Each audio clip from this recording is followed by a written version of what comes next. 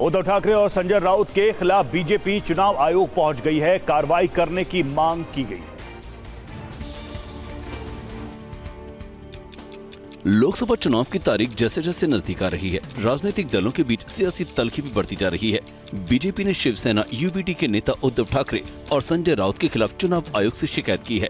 BJP ने चुनाव आयोग से गुजारिश की है कि वो उद्धव ठाकरे और संजय राउत को पीएम मोदी और गुजरात के लोगों से बिना शर्त सार्वजनिक माफी मांगने का निर्देश दे। बीजेपी ने संजय राउत के खिलाफ एफआईआर दर्ज करने की भी मांग की है। दरअसल महाराष्ट्र के बुल्ढाना में एक चुनावी रैली में संजय राउत ने पीएम मोदी के खिलाफ आपत्तिजनक टिप्पणी की थी।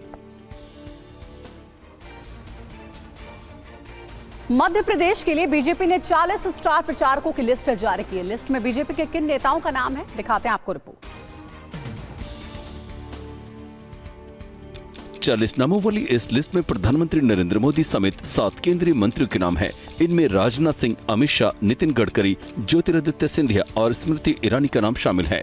इसके अलावा बीजेपी शासित 6 राज्यों के मुख्यमंत्रियों का नाम भी बीजेपी के स्टार प्रचारकों की लिस्ट में शामिल है। प्रदेश सरकार के कई मंत्री और संगठन से जुड़े पदाधिकारियों को भी प्रचार का जिम्मा सौंपा गया है।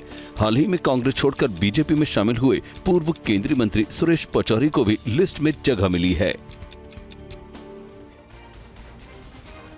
और कांग्रेस ने उम्मीदवारों की एक और लिस्ट जारी की है। इस लिस्ट में 5 उम्मीदवारों के नाम हैं। लोकसभा चुनाव के लिए कांग्रेस की ये 7वीं लिस्ट है।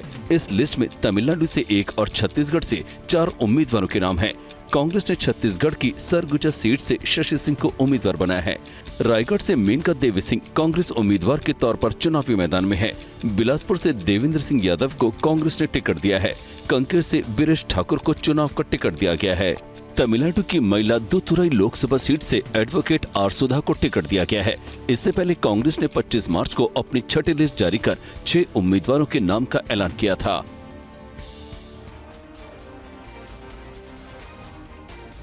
अट्ठाईस मार्च को एनडीए महाराष्ट्र में सीट बंटवारे का ऐलान करेगी। कौन कहां से चुनाव लड़ेगा, टीवी 9 पर देखिए ये एक्सक्लूसिव रिपोर्ट। महाराष्ट्र के 48 लोकसभा सीटों में से बीजेपी 28 सीटों पर चुनाव लड़ेगी। महाराष्ट्र की जिन सीटों पर बीजेपी चुनाव लड़ेगी उसकी संभावित लिस्ट भी सामने आ गई है। बीजेपी नागपुर, गढ़चिरौली, चिमूर, अकोला, अमरावती, नांदेड़, लातूर, नंदुरबार, पुणे, उत्तर मुंबई, उत्तर मध्य मुंबई, उत्तर पूर्व मुंबई, दक्षिण मुंबई, रत्नागिरी, सिंधुदुर्ग से अपने उम्मीदवार उतारेगी। बीजेपी ने इनमें से 23 सीटों पर उम्मीदवार फाइनल कर लिए हैं। 5 सीटों पर उम्मीदवार घोषित करना बाकी है। और शिंदे गुट की शिवसेना 14 सीटों पर चुनाव लड़ेगी, जबकि अजित पवार गुट की एनसीपी 5 सीटों पर चुनाव लड़ेगी। इनके हिस्से में कौन कौन सी सीटें आई हैं, देखिए इस रिपोर्ट।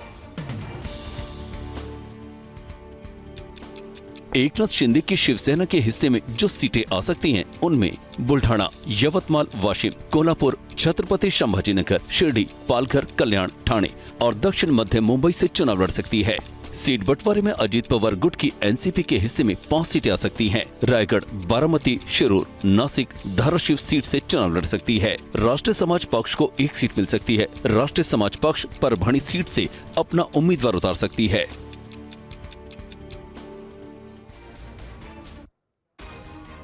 शरद पवार ने आज अहम बैठक बुलाई है। बैठक में किन मुद्दों पर चर्चा होगी, देखिए रिपोर्ट। महाराष्ट्र में सीट शेयरिंग पर महाविकास आघाड़ी में पेच अभी तक फंसा हुआ है। कौन कितनी सीटों पर चुनाव लड़ेगा ये अभी तक साफ नहीं हो पाया है। इस बीच शरद पवार ने एनसीपी की संसदीय बोर्ड की बैठक बुलाई है। ये बैठक प्रदेश एनसीपी के दफ्तर में सुबह 11 बजे होगी। शरद पवार के नेतृत्व में होने वाली इस बैठक में चुनावी रणनीति पर चर्चा की जाएगी। एनसीपी की बैठक से पहले कांग्रेस नेता बाला साहेब थोराट ने शरद पवार से उनके आवास पर मुलाकात की। दोनों नेताओं के बीच महाराष्ट्र में सीट बंटवारे को लेकर चर्चा हुई।